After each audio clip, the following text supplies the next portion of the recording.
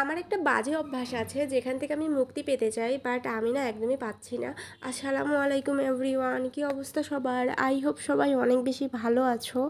আজকে আমার একটা ফ্রেন্ডের বার্থডে, তো ওর বার্থডেতে ও আমাদের ট্রিট দেবে, যার কারণে আমরা আর কি রেডি হচ্ছিলাম, আজকে বের হচ্ছি।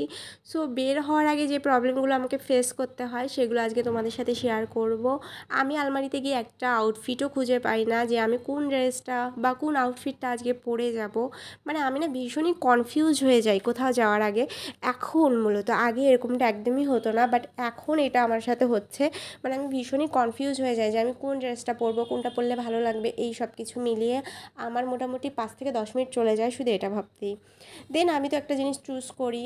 তারপরে একটা প্রবলেম হচ্ছে, আমি মানে কি বলবো, যে বাজে অভ্যাসটার কথা তোমাদের সাথে বলছিলাম সেটা একটু বলি।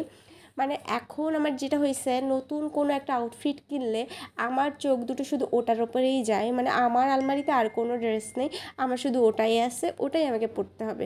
মানে কোথাও যাইতে গেলে এখন আমার শুধু ওটার উপরেই চোখ পড়বে, আর আমার ওটা পরেই যেতে হবে। মানে বুঝতে পারতেছো কি একটা প্রবলেম।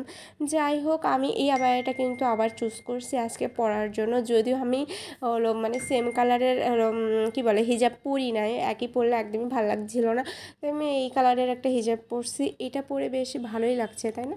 খুবই সফট লাগছে, যেহেতু বৃষ্টির পরে কিন্তু প্রচণ্ড গরম পড়ে গেছে একদিনের মাথায়। তো এত গরমের মধ্যে এত ডার্ক কালার পরলে আরও আমার কাছে বেশি গরম গরম লাগে। যাই হোক, এই তো দেখো রেডি হয়ে গেছি, খুবই মানে হালকা পাতলা একটু সাজুগুজু করে নিলাম, আর এখন রেডি হয়ে গিয়েছি।